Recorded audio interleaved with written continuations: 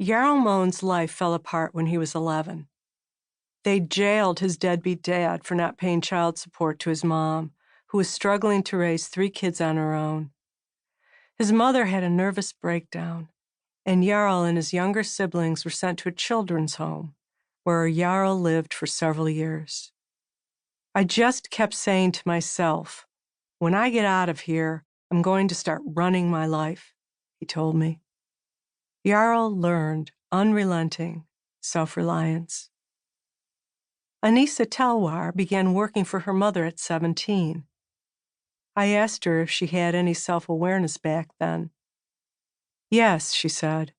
I was aware of all I lacked. She didn't look right. She didn't act right. Anissa was never enough of anything good. And if she ever forgot it, her mother was right there to remind her. Alcohol and drugs became Anissa's solution.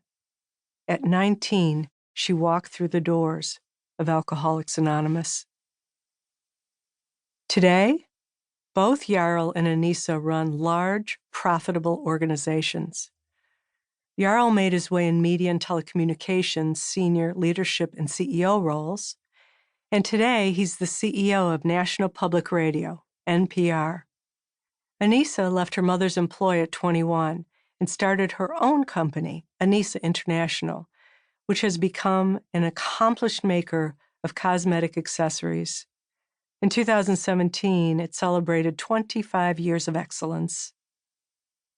Not all of us end up running or starting companies, to be sure, and not all of us are impacted by such tough childhoods.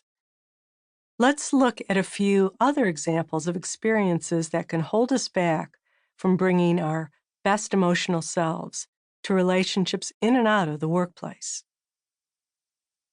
James can't shed his feelings that he is stupid. He thinks it stems from an incident in 3rd grade when he got a failing grade on a composition, and his teacher made him stand up in front of the room and show the class his paper with all the red marks slashed through it. By high school, I was hanging out with a bunch of losers like me, who were just barely getting by in school. A journalist named David found himself terrified of driving to unfamiliar places. Given how that made his work a challenge, he sought a therapist to better understand and hopefully overcome this fear. With her help, he recalled an incident when he was 5 years old traveling with his family in Europe. While his parents were buying tickets for a show, he wandered off and got lost.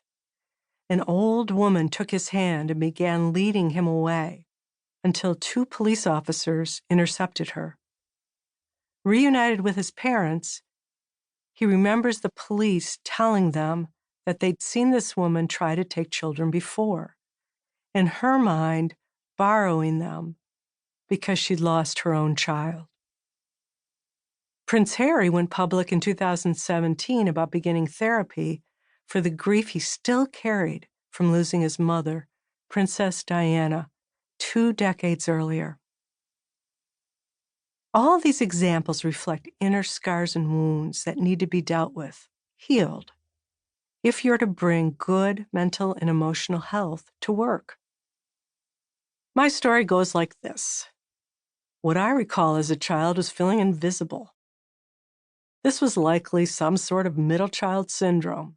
But I also happened to be born with supersensitivity.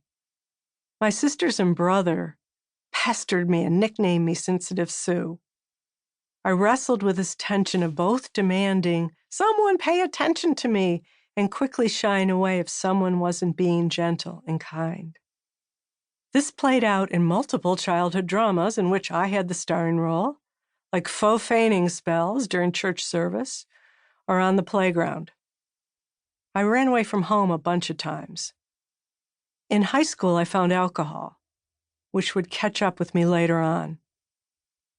When I finally got to college, I dropped out in the 3rd semester of my freshman year. I've had enough of this, and moved across the country to live with my sister. I did eventually go back and finish, but my ride into adulthood was rocky.